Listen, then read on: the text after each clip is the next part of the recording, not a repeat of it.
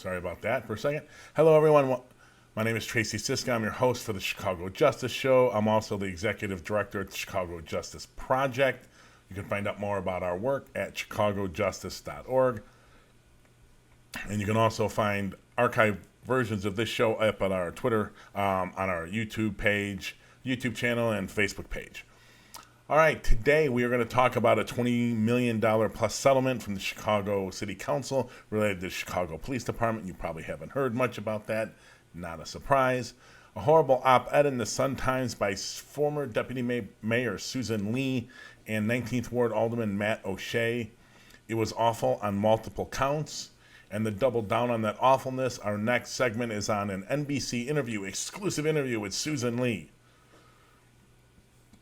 That's right. They did an interview with her after a horrible op-ed. They did an exclusive interview with her and asked her all the things that she wouldn't answer in the op-ed. That also was awful. And then we're going to end, if we get to it, on CWB Chicago's social media fail. They fail quite often. They're a common feature of this repeat segment, but they do it pretty spectacularly in this one. Okay, before we get to that, sponsor this show. Hit us up at info@chicagojustice.org, and we will design a sponsorship program for you, for your business. We can do this, we can customize to any level, any rate. We are quickly approaching our 2,000th download of our podcast. Plus, this show gets streamed on Twitter, Twitch, YouTube, and Facebook live 3 times a week. Come sponsor this show, and you can help us stream city council meetings related to justice, Cook County meetings, and the Illinois General Assembly, all related to justice issues, the police board, and more. And hit us up at info@chicagojustice.org, and we'll customize a sponsorship program for you. Our first segment tonight, headline out of CBS News. Although if you will notice this is CBS News Chicago.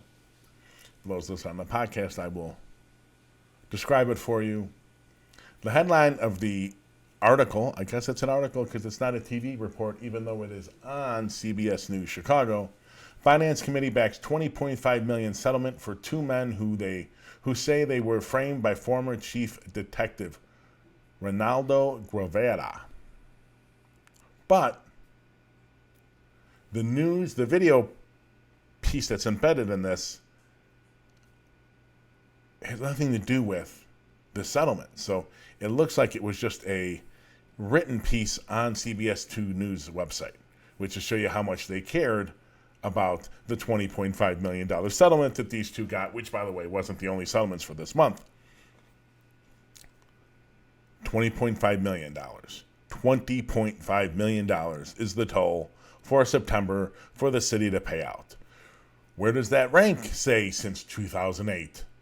How outrageous is this amount of money for a month? Just those settlements alone. And I want to see, so the settlements for this month total were about $23.5 million. Where does that rank us? Well, it ranks about the 6th most expensive month for settlements between 2008 and September of 2021. And if you're counting at home, people, that is 165 months. This was the 6th most expensive out of those 165 months. Where's the outrage? Where's the news media hounding the police department? Where's the news media hounding the alderman? Where's the news media hounding the mayor? That doesn't happen. No. We just kind of quietly go by, and CBS 2 doesn't even think it's worth a video report. So it means it didn't make their regular newscast. $20.5 million settlement. So let's see. What was it all about? Let's check out the article. Without discussion, the City Council Finance Committee on Monday unanimously approved the settlement with Jose Montez and Armando Serrano, hope I'm pronouncing both those right, setting up a final vote by the full city council on Tuesday. I think the city council meets on Wednesday, but that's a whole nother issue. Without discussion. And I'm not saying they weren't, like the settlements were probably worth doing. What I don't understand is there's no mechanism to hold the city council, the police department, accountable. Where is it? What happened in these cases? What happened? Why are we settling? What are the facts? What's going on? We have a police and fire committee, public safety committee it's called now, that won't do anything. Why in the world is the finance committee just letting it go without a discussion? I'm not saying they shouldn't have approved it, but how about getting ask some questions? No, why would they do that? So why the settlement? Let's get to what CBS 2 gives us here. The two were convicted in the 1993 murder of Rodrigo Vargas, whose body was found in a van parked near a Chicago elementary school, but were later released after the Illinois Appellate Court reversed their convictions, finding profound, alarming acts of misconduct. No. In the Cook County State's Attorney's Office? Never. In the Vargas murder probe. Probably both from the police department is what they're talking about, and the state attorney. And it ends, and Cook County prosecutors later asked the judge to dismiss the case altogether. This case is tied to Detective Guevara. He has cost the city untold amount of money, and he has cost the city and the criminal justice system untold numbers of convictions that were either completely fraudulent or frame jobs, or they somehow lied about the evidence. Back to the article. In 2018, a federal grand jury awarded $17 million in damages to Jacques Rivera, who spent 21 years in prison for a murder of a 16-year-old Felix Valentin before he was exonerated in 2011. That's right. I mean, just between these two settlements, Detective Guevara has cost the city $37 million. $37.5 million, actually. Where's the outrage? And for us, and from my perspective now dealing with it, ladies and gentlemen, who else was involved? Who else was involved in this? Partners, other officers, prosecutors, judges. Who was involved in this conviction? Did the judge do everything on the trial he should have? Don't know. The reporters aren't going to look into that. How many prosecutors in the office were involved in this profound, alarming acts of misconduct? Or was it just Guevara? I mean, when you're talking mass, systemic misconduct like Detective Guevara did, I mean, come on, the prosecutors that see him all the time are not involved in any of that misconduct? I find that hard to believe. Where is the accountability? Throughout the system. Every time there is a case like this, where someone gets out after all this time because he's basically been found to be innocent, there needs to be some kind of truth commission set up. They should hire a special prosecutor every single time this happens to dig into what did justice system actors, the police, the patrol cops, the detectives, the felony review prosecutor, the prosecutors, the appellate prosecutors, public defenders. What did they know and when did they know it? Hold people accountable. But it just disappears. We just write a check. We have such a weak system. If you're interested in a more robust response to this system, to this, misconduct, lawsuit, settlement, misconduct, lawsuit, settlement, never-ending system where you can't get any information, go to cjpnation.org. Click on, under projects, the Police Settlement Transparency Ordinance. That is our ordinance. I wrote it. with help of some national level police accountability experts, go look at what we're trying. We have a refined version that's not up yet, but the current version should be up. I mean, the one that was introduced under while Ron was here, we are going to be trying in the next few months to get a updated version of that introduced in the city council. So there's a petition there you can sign to support it. But we need lots and lots and lots of more information than what we've got so far, right? And that ordinance, the Police Settlement Transparency and Accountability Ordinance, will force that information public. It'll force the city council to do their job. It'll force the police and fire. Oh, I'm so old. The Public Safety Committee and the city council to hold hearings on every settlement and judgment against the cops. This stuff will come out if we can get that ordinance passed. So the $20.5 million were not the only settlements this month. The other settlement approved by the Finance Committee on Monday, according to the article, was a $300,000 payment to Alexander Washington Riley, who was convicted of selling heroin and sentenced to 30 months of probation in May 2011 after officers identified the wrong suspect, mistaking him for a different Alexander Riley, according to Levine. I think that's the different lawyer. After trial, Riley claimed he had ineffective counsel as he had an alibi his attorney did not present at trial, showing he was somewhere else at the time of the drug sale. In 2019, his conviction was vacated, and he has filed a lawsuit against the city seeking $1.3 million in damages. So he got $300,000 for his efforts. Once again, this is just business as usual in the city council. Misconduct, exoneration, or brutality, right? Litigation, settlement, rinse, repeat? Rinse, repeat? This is how these things get done in the city. We need to stop it. The only way we're going to stop these things from keep happening is if we have an honest and transparent process every time it does happen. I know it's hard to believe in Chicago. Okay. Our next segment is an op-ed. Is this op-ed in the Chicago Sun-Times? Headline, Chicago's public safety crisis threatens our whole city. Uh-oh.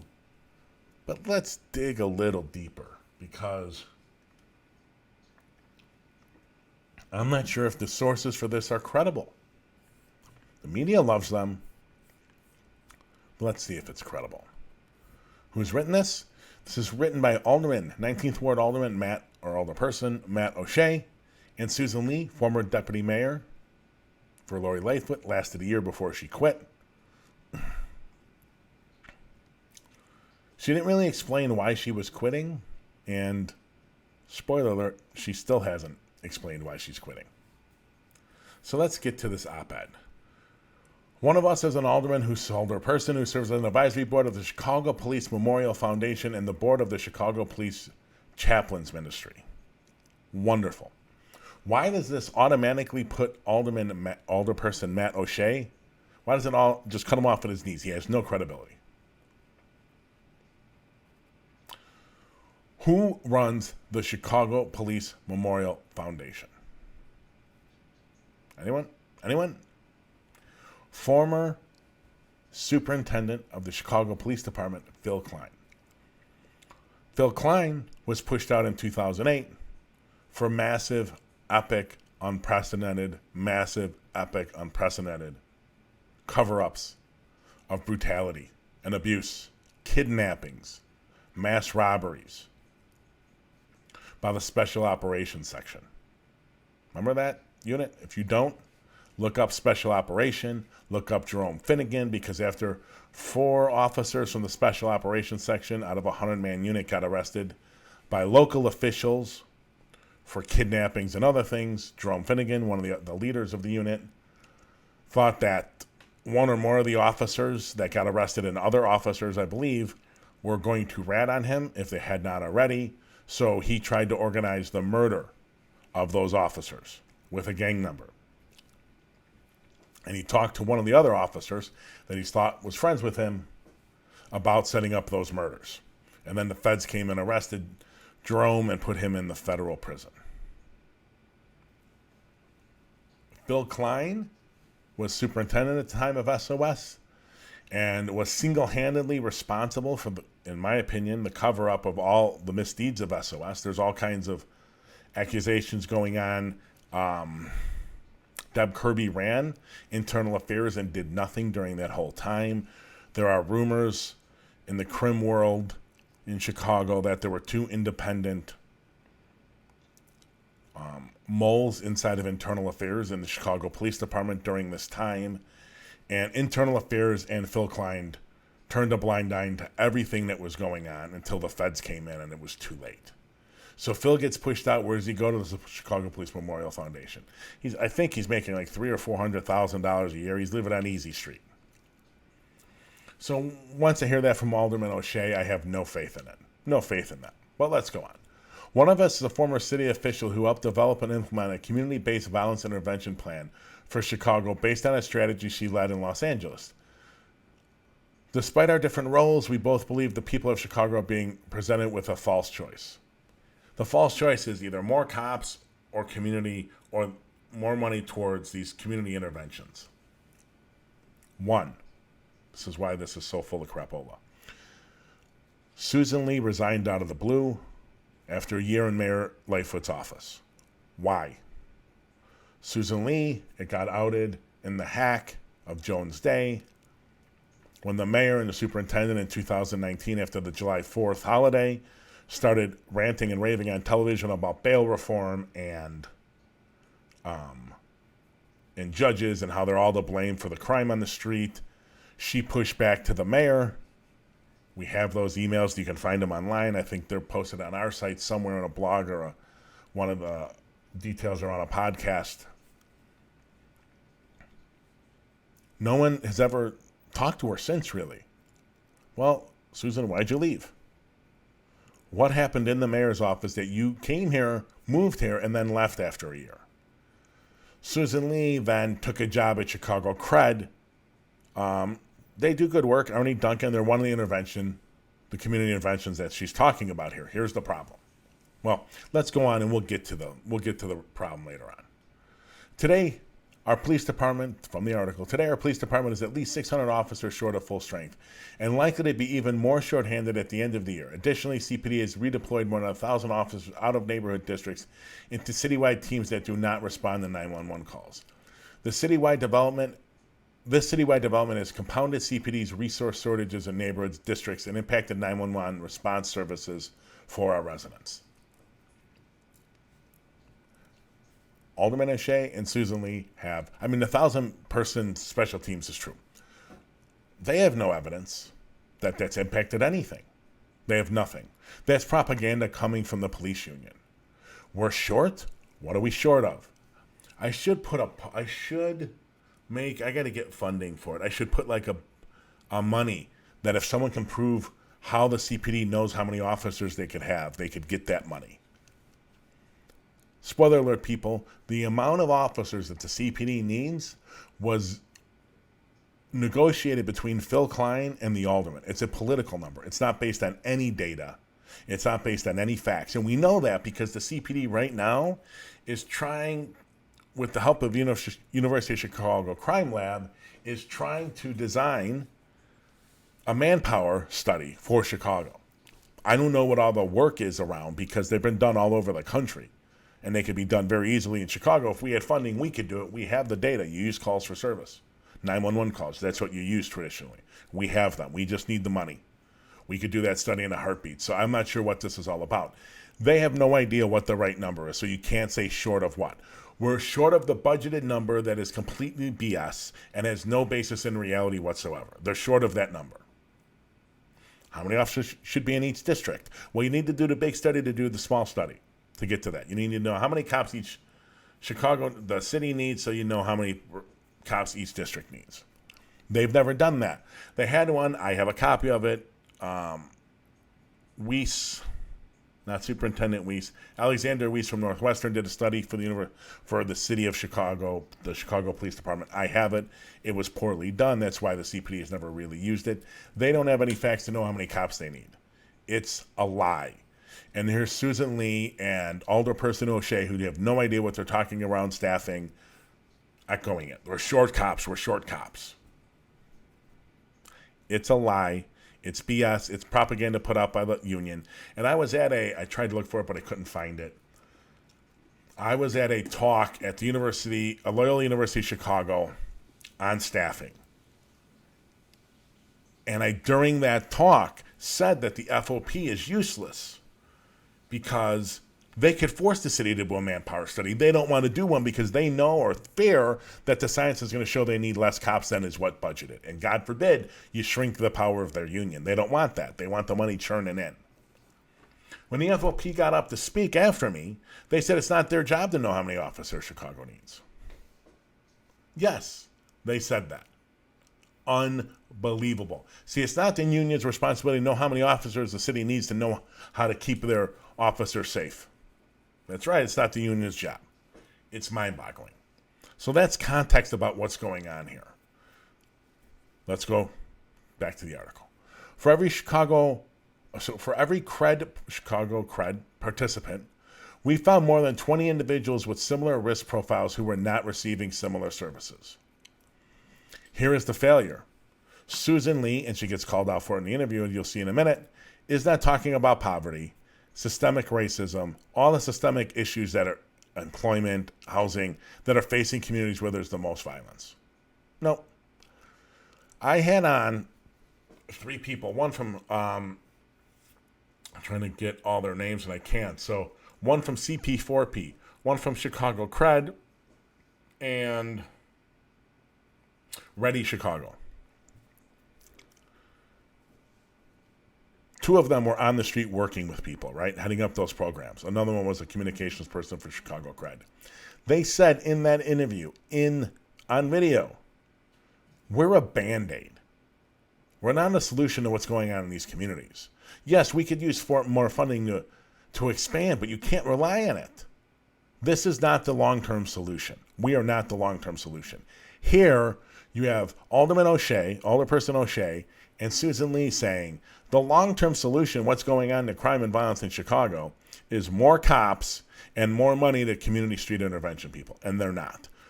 I'm all for more money to go to take the TIF money and give it to the South and West Sides. That's $1 billion a year. You could fund Chicago CRED 10 times what you're giving it now. It is not a solution. It's a Band-Aid on a Band-Aid at best. But this is what you get from these people. Susan Lee is all about these community interventions. She's like, right? If you're always walking around with a hammer, everything looks like a nail. Her hammer is these street interventions. Those people do great work. They need more money. No doubt they're not the solution. I have them on my show saying that. Here we are, months later, they're the solution. One more piece in the article. More police officers are needed to respond to 911 calls in our communities to create a deterrent to criminals. Deterrence doesn't work. You're stoned. And I've got proof of that. Hold on a second. Investigating shootings and dealing with high-intensity situations. More outreach workers and social workers are needed to teach young people at risk to reach more young people at risk before they commit crimes, prevent retaliatory shootings, and steer them into the legal economy. All right, let's go back from the end to the front. Legal economy, there are no jobs. And you're not advocating for anything that's going to create more jobs. Sorry, it's not.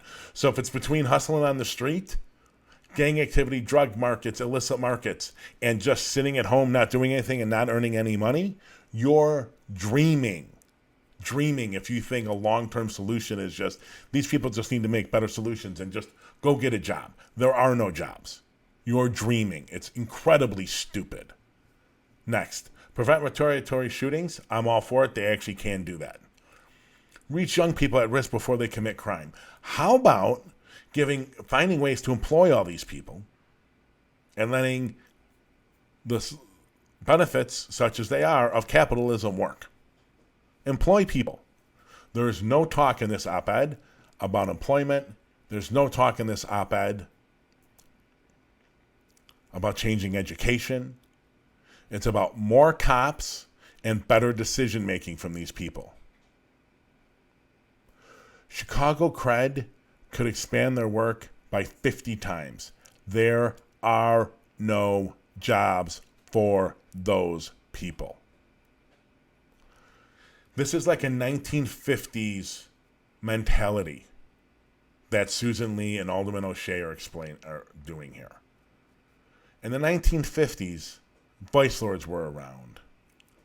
The cops were more able to tell who was on a corner, was more easily able to identify who was on a corner as being a bad guy, because if you just had muscle, if you just were able to put in any effort, you could get a job.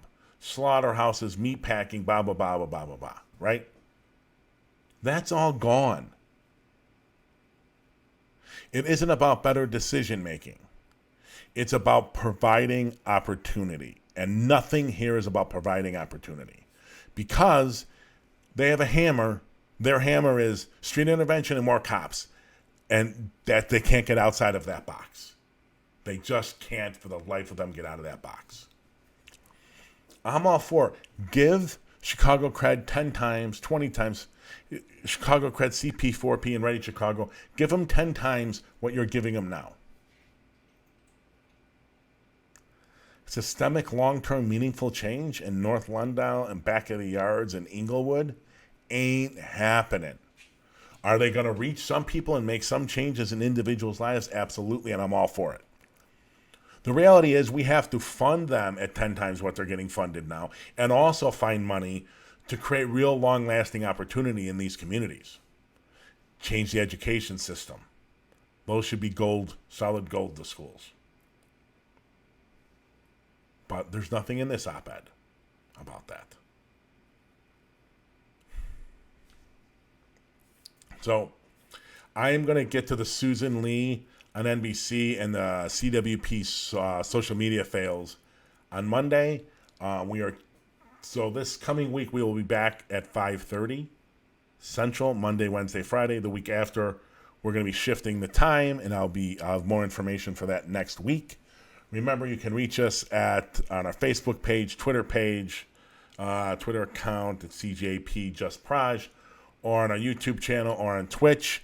You can also, if you're interested in sponsoring, cjpinfo.org. If you're interested in our activism and our what's called CJP Nation, you can get to cjpnation.org, and you can find out more information, submit your name if you want to be contacted by Meredith and Laura, and they are heading it up now. Otherwise, find out more about transparency work, accountability work, and our publishing research at chicagojustice.org.